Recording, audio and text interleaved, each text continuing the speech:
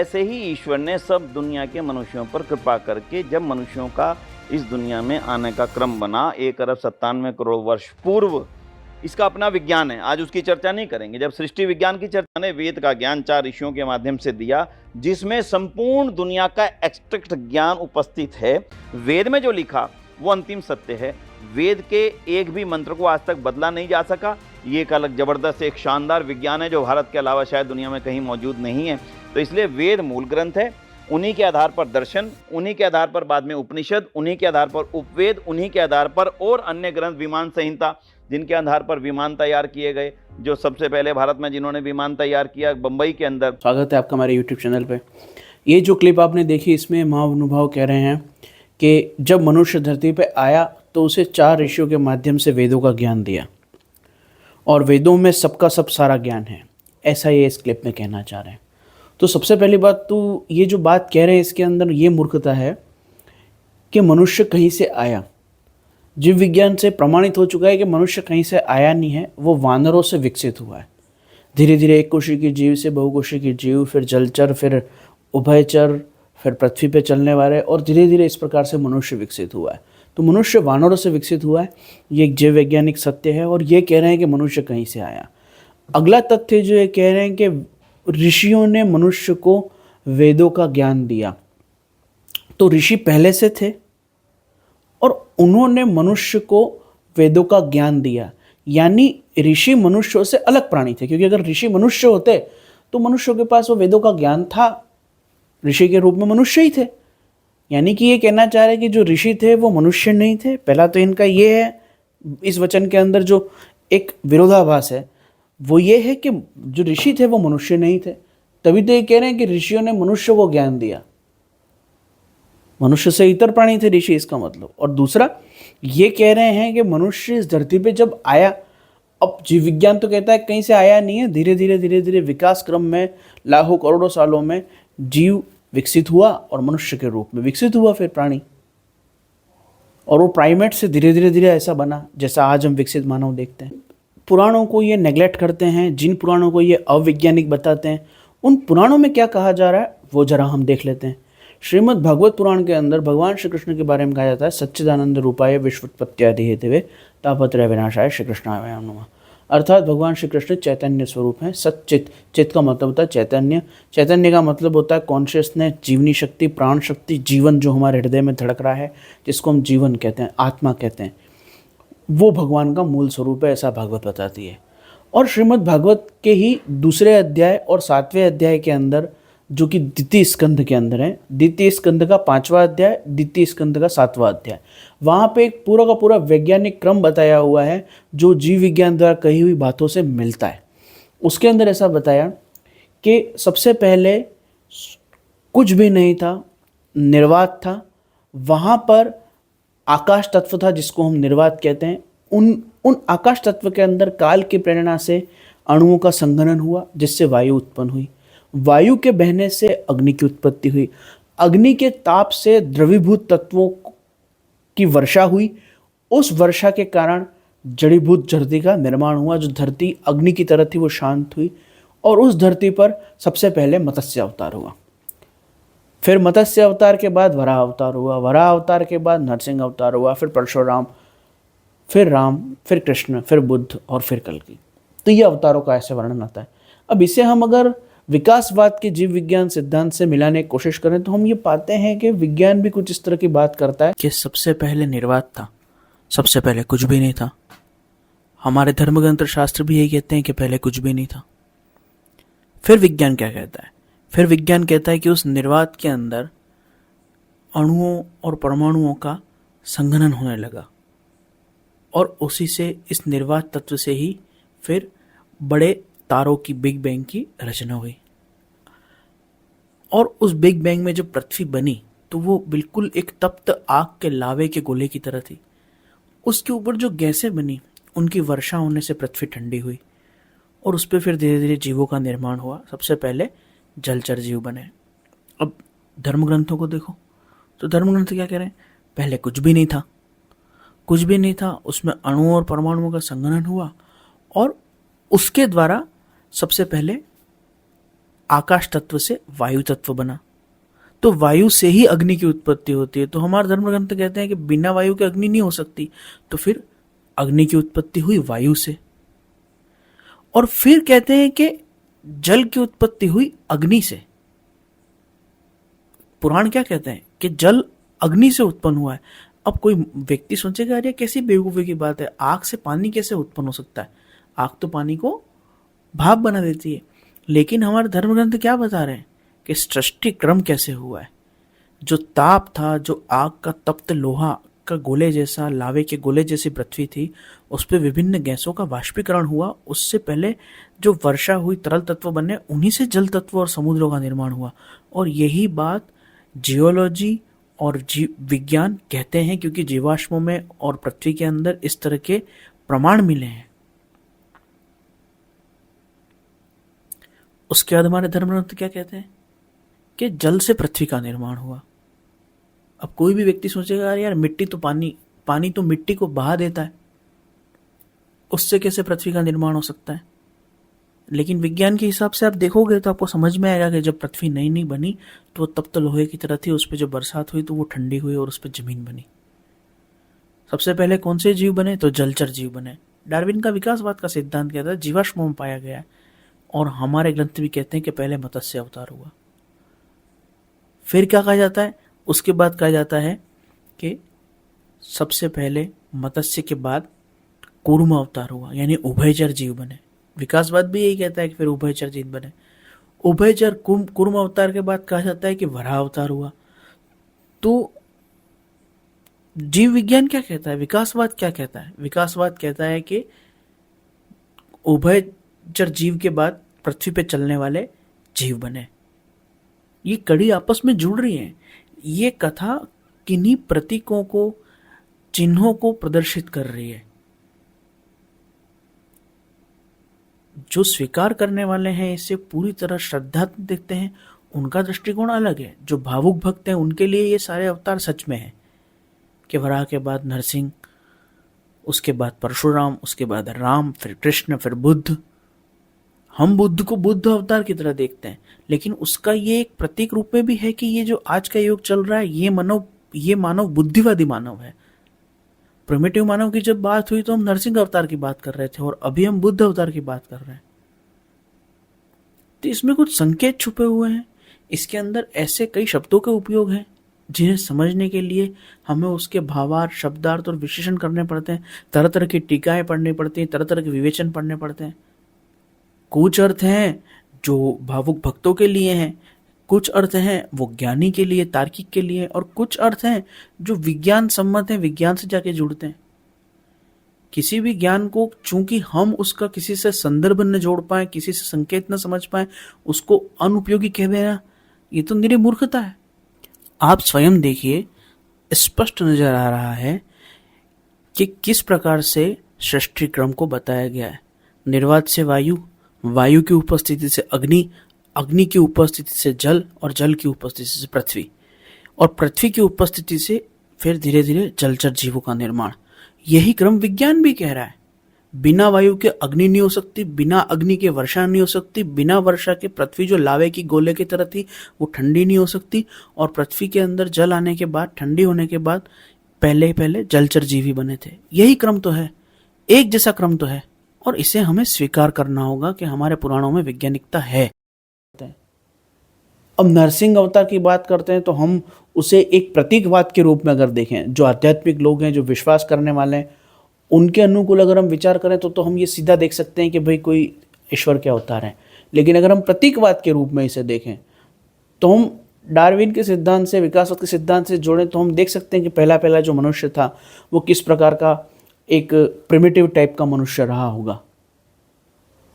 और फिर बुद्ध, जो आज बुद्धि का और विवेक का इतना प्रचार है, ज्ञान का इतना महत्व है। तो इस प्रकार से अवतारों का जो क्रम, उनके गुण लक्षण अगर हम देखें तो ये मानव के विकास क्रम से जुड़ी हुई गतिविधियों का संकेत है, प्रतीक है, चिन्ह है, जिसको एक कथा में रसात्मक रूप देके प्रस्तुत किया गया है। ये मैं उन लोगों के लिए कह रहा हूँ जो इन अवतारों को, इन पे विश्वास करते हैं, श्रद्धा रखते हैं, मानते हैं। उनके लिए तो ये सब सत्य घटना है।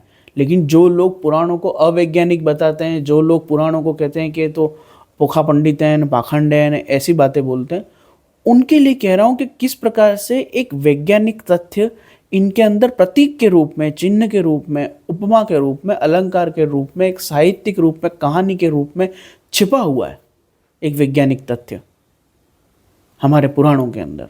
पर अगर हम पुराणों को देखें तो हमको उसके अंदर पाखंड तब नजर आता है जब हम ये समझना भूल जाते हैं कि प्राचीन काल में जब पुस्तकों का संकलन हुआ तो उसमें साहित्य, विज्ञान, इतिहास और काल्पनिक कथाएं, मनोरंजक कथाएं, इन सब का मिश्रण हो गया। वैज्ञानिक तथ्य, गणितीय सूत्र, इन सब का एक मिश्रण सा बन गया। यही कारण है कि उससे अलग अलग करके समझ पाना संभव नहीं है। इसके अलावा हम पुराणों को देखें तो जहाँ पर मैं ये द्वितीय और पंचम अध्याय के अंदर इस विकास क्रम के सिद्धांत को बता रहा हूँ, वहाँ पर अन्य शब्दों का भी उपयोग हुआ है, अन्य सिद्धांतों का विशेषण भी हुआ है। इसमें तन्मात्रा, अहंकारिक विकार, विकार, महत्तत्व, प्रकृति, मूल प्रकृति, ऐसे शब्दों का उपयोग हुआ है जिनके कई गूढ़ अर्थ हैं और एक से अधिक अर्थ हैं। जब हम पंच महाभूत कहते हैं तो भूत का मतलब ये भूत प्रेत वाला भूत भी होता है, और भूत का मतलब जीव जगत भी होता है, जो मनुष्य भी एक प्रकार का भूत प्राणी है ऐसा कहा जाता है। जो बीत चुका उसको भूतकाल कहते हैं। तो इसके कई प्रकार के अर्थ होते हैं। इस प्रकार से अगर हम इन श्लोकों को पढ़ेंगे तो इन श्लोकों के कई अर्थ निकाले जा सकते हैं और हर व्यक्ति अपने हिसाब से इनका अर्थ निकालता है। इसलिए ये स्वाभाविक ही है कि एक प्रकार का संकीर्ण दृष्टिकोण रखने वाला इनके अंदर पाखंड और अंधविश्वास देखेगा, क्योंकि वो बहुत संकीर्ण दृष्टिकोण रख के पढ़ना चाहता है। वो उनकी व्याख्या, विश्लेषण, उनका भावार्थ, शब्दार्थ आदि को अलग अलग करके देखना ही नहीं चाहता। और ये एक सत्य है कि प्राचीन समय में जब पुस्तकों का संकलन होता था तो वो पुस्तकें कोई अलग अलग विषयों की नहीं बनाई जाती थी। गणित का ज्ञान है तो वो भी कहानी के रूप में है, कोई विज्ञान का ज्ञान है तो वो भी एक मनोरंजक कथा के रूप में बदल गया है। उसमें लोक चर्चाएं भी जुड़ जाती थी, किसी की कही हुई बातें जुड़ जाती थी जिनका कोई सिर पैर नहीं हो। इस प्रकार से सब कुछ मिश्रण हो जाता है। इसलिए स्वाभाविक है कि किसी व्यक्ति को ऐसा लग सकता है कि भाई ये तो अंधविश्वासी तत्व है, लेकिन वास्तविकता में पुराण बहुत ही वैज्ञानिक, व्यवहारिक बात कह रहे हैं। ये अलग बात है कि उनके अंदर उपमा, अलंकार, साहित्य आदि चीज़ों का भी उपयोग हुआ है, इतिहास का, वैज्ञानिक तथ्यों का भी उपयोग हुआ है और काल्पनिक कथाएं भी उसमें जोड़ दी गई हैं। इसका लाभ हमें ये होता है कि जो भावुक भक्त है वो उनका भावना प्रधान अर्थ लगाता है, जो ज्ञान प्रधान है वो उनका तार्किक विश्लेषणात्मक अर्थ लगाता है, और जो व्यक्ति बहुत गहरा वैज्ञानिक है, जिसकी विश्लेषण की बुद्धि है, जो साहित्य आदि को बहुत गौर से देखता है, जो शब्दों, उनके अर्थों, भावों आदि को समझने का प्रयास करता है, जिसकी बुद्धि बहुत सूक्ष्म है, वो सभी प्रकार के अर्थ लगा के उनमें तालमेल बिठा सकता है। और ऐसा सबके लिए संभव नहीं है कि आप कला के क्षेत्र के भी, विज्ञान के क्षेत्र के भी, भूगोल के भी, इतिहास के भी, विज्ञान के भी, सबके थोड़े बहुत जानकारी आपको हो और आधारभूत जानकारी आपको हो, ऐसा संभव नहीं है। इसलिए बहुत कम लोग समझ पाते हैं।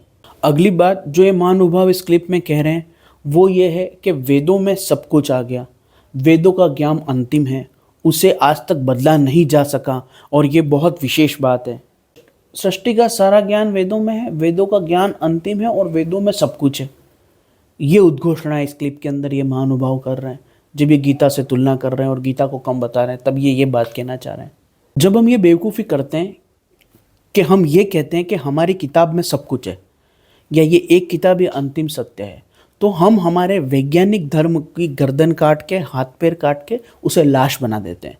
जो कट्टरपंथी मजहब हैं, जो कट्टरपंथी धर्मांतरण करने वाले रिलीजन्स हैं, वो क्या कर रहे हैं? वो यही तो कर रहे हैं। उनको क्यों धर्मांतरण की ज़रूरत पड़ती है?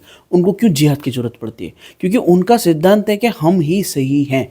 और जब हम कहते हैं कि हम केवल इसी में सब कुछ आ गया, इसके अलावा कुछ भी नहीं, तो हम हमारे व्यवहारिक और वैज्ञानिक धर्म की गर्दन काट के उसकी लाश बना देते हैं। प्रश्न ये है कि हम धर्म को भी अन्य विषयों की तरह क्यों नहीं पढ़ते? जब हम इतिहास, भूगोल या राजनीति पढ़ते हैं तो हम ऐसा नहीं कहते कि इसकी बस ये एक ही किताब है और इसके अलावा अन्य कोई किताब नहीं पढ़ी जाएगी। हम धीरे धीरे उसकी सब किताबें पढ़ते हैं, पूरा पुस्तकालय छान मारते हैं। जब उसमें गहरा अध्ययन करते हैं तो उसके हर परिप्रेक्ष्य, हर अवधारणा, हर सिद्धांत की चर्चा करते हैं। तो हम धर्म के साथ ऐसा क्यों नहीं कर सकते? उसे व्यवहारिक वैज्ञानिक विषय की तरह क्यों नहीं देख सकते? उसे उपयोगी विषय की तरह क्यों नहीं देख सकते? ये समझने का प्रयास क्यों नहीं कर सकते कि इस धार्मिक सिद्धांत की हमारे जीवन में क्या उपयोगिता है? जब धर्म की बात आती है तो ये मूर्खता क्यों करना चाहते हैं हम सब कि बस इस एक किताब में सब कुछ आ गया, इस एक सिद्धांत में सब कुछ आ गया, अन्य कुछ हमको देखना ही नहीं है, अन्य कुछ हमको पढ़ना ही नहीं है। एक उदाहरण से समझते हैं। जब हम गणित की कोई पुस्तक उठाते हैं और उस गणित की पुस्तक को पढ़ना शुरू करते हैं और हमें अगर उसमें कुछ समझ में नहीं आता तो हम आगे बढ़ जाते हैं, उसको पढ़ते जाते हैं और उसको फिर आगे जब हम पढ़ते हैं हमारा अभ्यास बढ़ता है, हमारा ज्ञान बढ़ता है, तो धीरे धीरे हमें वो तथ्य समझ में आते हैं जो हमें नहीं आ रहे थे। तो क्यों ना हम धर्म के साथ भी ऐसा ही करें, उसको हम पढ़ें, प्रत्येक प्रकार के धर्म को पढ़ें। जैसे हम किसी विषय की अध्ययन जब आरंभ करते हैं तो उस विषय के अंदर जितने सिद्धांत, जितनी अवधारणाएं, जितनी प्रकार की चीज़ें हैं, जितने प्रकार का ज्ञान है, पुस्तकें हैं, लेखक हैं, उनको सबको समझने का प्रयास करते हैं और उसे गहनता से समझने की कोशिश करते हैं। तो वैसा ही हमको धर्म में भी करना है। यही व्यवहारिक और वैज्ञानिक दृष्टिकोण है किसी विषय के अध्ययन का। तो धर्म को भी एक व्यवहारिक विषय की तरह उपयोग करो और कोशिश करो कि उसका हमारे जीवन में क्या उपयोग है। अगर कोई समझ में नहीं आ रहा है तो आप धीरे धीरे आगे बढ़ जाओ, उस चीज़ को टाल दो। धीरे धीरे आपको जब उसके अनुसार आप चलते जाओगे तो जो समझ में नहीं आया था वो भी समझ में आ जाएगा, जैसे कि हमारे साथ किसी भी विषय की पुस्तक में हो सकता है। तो कृपा करके आप सनातन धर्म को इस तरह से संकीर्ण मत करो। जैसे बख्तियार खिलजी ने कहा कि बस ये एक किताब ही मेरी सही है, बाकी सब जला दो, उसने नालंदा का पूरा पुस्तकालय जला दिया। वैसे आप ये मूर्खता मत करो कि वेद में अंतिम सत्य है, वेद में सब कुछ आ गया, वेद ही सब कुछ है, उसके बाद कुछ भी जरूरत ही नहीं है और उसके अलावा जो पुराण है सब पाखंड है। ये गलती करो मत, क्योंकि जैसे उसने पुस्तकालय जला दिया वैसे ही आप हमारे धर्म की वैज्ञानिकता और व्यवहारिकता को जला देना चाहते हो। आपने कहा कि वेदों में सब कुछ आ गया। मैं मानता हूँ कि वेदों के अंदर जो कुछ भी है वो बहुत उपयोगी है। वेद हमारे धर्म का मूल विषय वस्तु हैं, प्रमुख ग्रंथ हैं। लेकिन क्या वेद के अंदर जर्मन और फ्रेंच भाषा भी आ गई? क्या वेद के अंदर बजाज पल्सर 150 गाड़ी को रिपेयर करने के टूल किट और उसकी पूरे मैनुअल भी आ गया? आप ये कैसे कह सकते हो कि ये अंतिम सत्य है, इसमें सब कुछ आ गया? सब कुछ नहीं आ सकता। वेद की किताब में सनातन धर्म के प्रमुख सिद्धांत सूत्र रूप में वर्णित हैं, जिनकी व्याख्या पुराण और उपनिषद के रूप में आगे वेदव्यास जी ने और अलग अलग ऋषि मुनियों ने करी। और इस प्रकार से अन्य सभी ग्रंथ भी उपयोगी है, क्योंकि वेदों का ही व्यास है वो, वेदों का ही विस्तार है वो सब ग्रंथ। और आपके स्वीकार नहीं करने से, आपके मत में यह बात सत्य नहीं होने से आपका मत अंतिम सत्य नहीं हो जाता। आगे आप कह रहे हैं कि तलपड़ी ने जो विमान बनाया वो सब वेदों के अंदर से वो ज्ञान उपलब्ध था, मौजूद था। मैं स्वीकार करता हूँ कि वेदों की विमान संहिता में और विमान संहिता के अंदर वर्णन ज्ञान के द्वारा विमान बनाए जा सकते हैं, और हो सकता है कि तलपड़े जी ने विमान बनाया भी हो, लेकिन इस चीज़ को प्रमाणित करना पड़ेगा। इस तरह से कहने से हम एक मजाक के पात्र बनते हैं। उन्होंने बनाया भी है, लेकिन उससे पूरी तरह से पेटेंट करवाना होगा, वो प्रयोग फिर से करना होगा और ये प्रमाणित करना होगा कि राइट ब्रदर से पहले ये ज्ञान इन पुस्तकों में उपलब्ध था और हमने इसको पहले बनाया है। बड़ी बड़ी संस्थाओं में रिसर्च पेपर पब्लिश करने पड़ेंगे, प्रयोग करने पड़ेंगे, खर्चा करना पड़ेगा। ऐसे कह देने से नहीं हो जाता है। सत्य है कि विमान संहिता में विमान बनाने का नॉलेज है, लेकिन उस नॉलेज को क्रियान्वित करना एक अपने आप में अलग तथ्य है। ऐसे तो कणाद ऋषि ने अणु विज्ञान के बारे में और अणु के बारे में भी सिद्धांत दिए हुए हैं, लेकिन परमाणु भौतिकी या न्यूक्लियर फिजिक्स के जो निर्माता हैं वो अलग वैज्ञानिक हैं। एटम बम तो अलग नहीं उन्होंने ही बनाया ना, भले कणाद ने परमाणु का सिद्धांत दिया है और वो उनसे पहले दिया है। व्यवहारिक रूप में उसे प्रतिपादित करना एक अलग तथ्य है, और बिना प्रतिपादित किए ऐसा बोलना मजाक का कारण बन जाते हैं हम। क्योंकि जब आप व्यवहारिक जगत में बोलते हो तो वहां पे आपके शास्त्रों के दृष्टांत एक सीमित रूप में स्वीकार किए जाते हैं, और वैज्ञानिक शोध पत्र, रिसर्च पेपर अलग तरह से प्रस्तुत किए जाते हैं, उनका अलग महत्व है। तो इसके लिए परिश्रम की आवश्यकता है। ऐसा कह देना मजाक बनाना अपने आप की। तलपड़े जी ने विमान बनाया है, लेकिन प्रमाणित करना अपने आप में एक अलग तथ्य है। सनातन धर्म के अंदर जो वेद हैं उन वेदों में हमारे धर्म के मूल सिद्धांत सभी वर्णित हैं, और उन्हीं मूल सिद्धांतों का जो विकास है, जो व्यास है, जो उनका वर्णन है, व्याख्या है, उनका सरलीकरण है, वही फिर हमको पुराणों के रूप में प्राप्त होता है। इसलिए पुराण नकारने योग्य नहीं है। और तलपड़े जी ने अगर विमान शास्त्र के द्वारा विमान का बनाया है तो उसे प्रमाणित करने की आवश्यकता है, वैज्ञानिक होने की आवश्यकता है। 4 किताबों तक संकीर्ण होने की आवश्यकता नहीं है। आवश्यकता है कि सभी ग्रंथों का अध्ययन हो, आवश्यकता है कि सभी ग्रंथों का वैज्ञानिक रीति से अध्ययन हो और उनको और विस्तृत और व्यापक किया जाए और स्वीकार्यता का भाव लाया जाए और आपस में समन्वय किया जाए। जो विरोधाभासी विचार हैं उनको भी दृष्टांतों द्वारा समन्वयित किया जाए, जैसा कि शंकराचार्य ने किया। जब शंकराचार्य ने प्रचार किया तो उनके सामने साकारवादी भी थे, और साकारवाद में भी शिव के उपासक, विष्णु के उपासक, राम के, कृष्ण के, तरह तरह के उपासक थे। उन्होंने सबसे विचार विमर्श किया, शास्त्रार्थ किया, पर किसी ने शंकराचार्य का विरोध नहीं किया। कोई उनसे नफरत न करने लगा, किसी ने उनसे घृणा नहीं करी, क्योंकि उन्होंने किसी की निंदा नहीं करी। उन्होंने शिव को, राम जी को, कृष्ण जी को या विभिन्न देवी देवताओं को भी वेदांत के सिद्धांत के अनुकूल अपने आप से जोड़ लिया, एक समन्वय स्थापित किया। आवश्यकता उस समन्वय की है, दोष दर्शन की नहीं है, जैसा कि सत्यार्थ प्रकाश में है।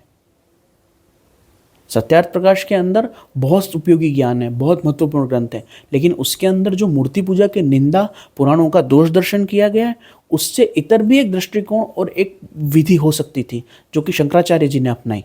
उन्होंने कैसे इन दोषों को दूर करते हुए वेदांत के ज्ञान को पुष्ट किया और उपनिषद के ज्ञान को पुष्ट किया। उन्होंने किसी की निंदा नहीं की, उन्होंने किसी का दोष दर्शन नहीं किया, सुधार सबका कर दिया। एक माला की तरह सभी मणियों को पिरो लिया। एक माला बनती है तो वो एक माला कहलाती है, भले उसके अंदर कितने सारे मोती हों। हिंदू धर्म माला की तरह, इसमें सैकड़ों मोती हैं, कई प्रकार के सिद्धांत हैं, कई प्रकार के दर्शन हैं, और उनको जोड़ने वाला जो तत्व है वो है वेदांत, वो है उपनिषद। तो उसके द्वारा जोड़ो, उसके द्वारा काटो मत सबको। इसकी आवश्यकता है वैज्ञानिक होने की, व्यवहारिक होने की, सामाजिक होने की आवश्यकता है, न कि एक किताबी या 4 किताबी संकीर्णता प्राप्त करने की आवश्यकता। आज की वीडियो में इतना ही। धन्यवाद।